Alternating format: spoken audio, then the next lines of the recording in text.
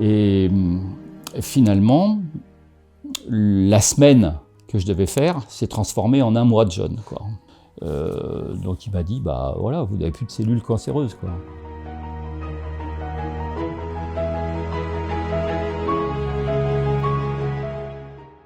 Donc effectivement, je m'appelle Gérard, donc j'ai 72 ans et ben, j'habite dans la région parisienne, à la campagne. Eh bien écoute, on s'est rencontrés parce que, à cause d'un scanner que j'ai fait tout à fait par hasard, hein. Et là, on a découvert que j'avais un cancer de la prostate avec des métastases osseuses. Donc, effectivement, mon PSA était de 450. Donc, pour ceux qui savent ce que c'est quand même assez énorme. Comme j'avais quelques doutes, enfin, c'est pas que j'avais des doutes, mais je faisais pas forcément confiance à la médecine traditionnelle occidentale. Donc, on cherche des solutions autre part. Et c'est vrai aussi que j'avais vu le documentaire sur Arte, sur le jeûne. Et donc j'ai décidé de faire un jeûne. Bien entendu, ce jeûne, je voulais pas le faire seul, je voulais le faire accompagné. Alors, il y a un nom qui revenait souvent, c'est Éric Gandon. Donc j'ai pris contact avec Éric Gandon. Et j'étais décidé à aller justement en Vendée, dans son centre, pour faire au moins une semaine de jeûne pour voir, quoi. Parce que c'est vrai que ça fait toujours un peu peur d'aller au-delà d'une semaine. Donc malheureusement, c'était en plein confinement, donc on n'a pas pu, je n'ai pas pu me rendre en Vendée. Donc j'ai fait ce jeûne par Zoom. Et finalement, la semaine que je devais faire s'est transformée en un mois de jeûne, quoi.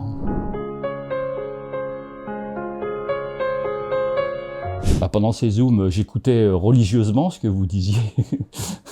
J'écoutais vos conseils, j'étais là pour ça. Et puis, bon, c'est vrai que c'était intéressant. Moi, j'ai appris beaucoup de choses pendant ces Zooms. Surtout, je me sentais vraiment accompagné, quoi. On avait un Zoom le matin, le soir, minimum, quoi. Donc, c'était très sécurisant. Justement, j'étais seul chez moi. Donc ça, c'est quand même important parce que je sais que ça doit être beaucoup plus difficile de suivre un jeûne quand on est en famille. Parce que là, moi étant seul, il n'y avait pas d'odeur de bouffe, quoi. Donc c'était simple pour moi de ne pas manger. Et c'est vrai que ça a été simple, en fait. Donc j'étais seul, non, on était plusieurs à suivre justement ces Zooms-là. Et c'était donc intéressant parce qu'on a pu échanger également. Chacun avait une vision des choses, chacun était là pour différentes raisons, et c'était quand même intéressant justement d'avoir le vécu et l'expérience de chacun, quoi. Effectivement, je sais que c'est important pour beaucoup de savoir si on perd beaucoup de poids, combien de poids on va perdre la première semaine, si on fait un jeûne long, etc. Donc j'ai tout noté là, donc je vais le ressortir. Dans un premier temps, j'ai fait une descente alimentaire, c'est-à-dire que je voulais absolument vraiment le faire sérieusement, ce jeûne. Donc j'étais un peu en excès de poids au début, je faisais 72 kilos environ. Et donc, au début du jeûne, j'en avais perdu à peu près 4-5, quoi. Hein, c'est-à-dire que je faisais 67 kilos. Et au bout d'une semaine, je n'avais perdu que 3 kilos, en fait. Hein, au bout d'une semaine. Alors, la deuxième semaine, j'en ai perdu moins. J'ai perdu 2,3 kg exactement. La troisième semaine, j'en ai encore perdu moins. J'en ai perdu 2 kg, 100 kg. Et la dernière semaine, j'ai perdu 2,4 kg. Ce qui fait qu'en tout, j'avais perdu presque 10 kilos, quoi. J'étais parti pour faire un jeûne de 40 jours. Mais c'est vrai qu'au bout de 30 jours, je sentais quand même, mon corps me disait d'arrêter. Je n'ai jamais eu cette sensation de faim, comme tu as pu nous l'expliquer à un moment donné, comme quoi c'était irrépressible, il fallait qu'on mange. Jamais j'ai ressenti ça, quoi. Honnêtement, ça a été très simple pour moi de ne pas manger. J'ai jamais eu des envies, d'autres envies. Mais quand je me suis regardé dans le miroir, j'ai bien vu que c'était plus moi, quoi. Je me faisais peur un peu. Et puis en plus, intellectuellement, je sentais que je marchais au ralenti, quoi. Donc j'ai décidé, le lendemain, j'ai décidé d'arrêter. Donc voilà. Est-ce que tu regrettes de ne pas être allé jusqu'aux 40 jours? Oui, oui, parce que je m'étais fixé un objectif de 40 jours après. Enfin, dans un premier temps, c'était une semaine, mais après, ça avait évolué. Donc, je m'étais fixé 40 jours. Et j'étais déçu, oui, effectivement. Ouais, mais je pense qu'il fallait que je le fasse, quoi, pour me rassurer aussi, mais aussi pour rassurer mon entourage, mes filles, qui, bien qu'elles me soutenaient, vers la fin, je sentais qu'elles avaient un regard un peu interrogateur. Hein. Et donc, non, c'est vrai que je regrette pas, hein, je regrette pas du tout, mais je me suis un peu déçu. Voilà. Je ne dis pas que je le recommencerai, hein, parce que 40 jours, je pense qu'on ne doit pas faire ça souvent dans sa vie, quoi.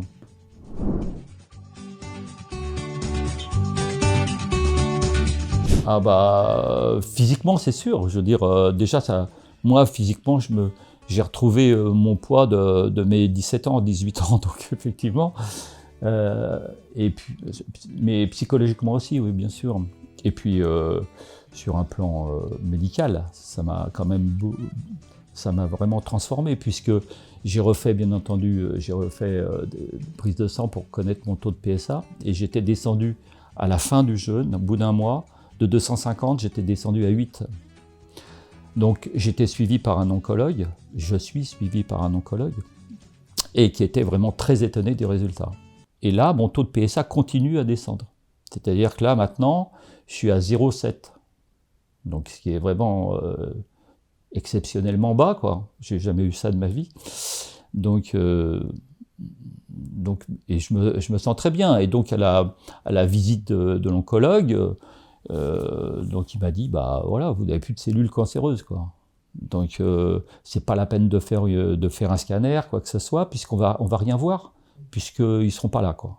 Et bah, j'attends la prochaine visite chez l'oncologue, c'est donc le mois prochain. Et là, je pense quand même que je vais faire un scanner pour vraiment être conforté dans ce que je pense, c'est-à-dire être guéri, j'espère bien. Enfin, est-on guéri d'un cancer? Les toubibs vous disent que non, mais moi je l'espère bien. Et puis il y a des témoignages qui le prouvent également, quoi.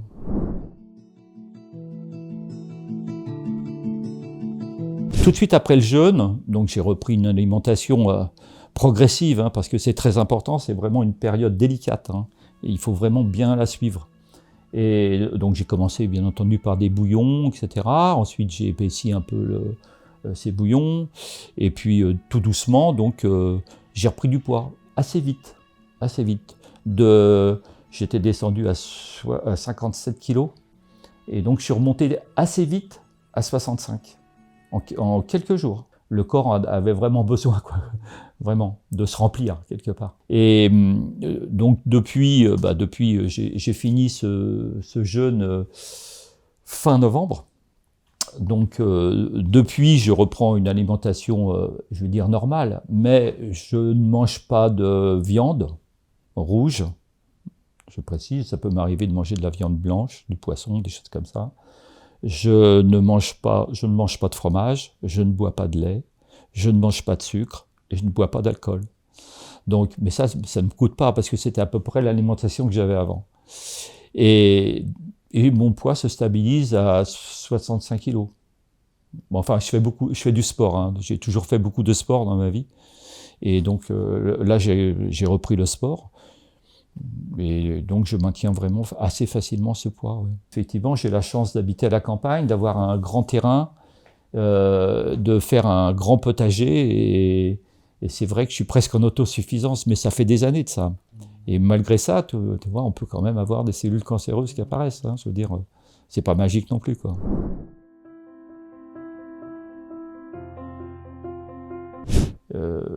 J'ai perdu mon épouse il y a 1 an.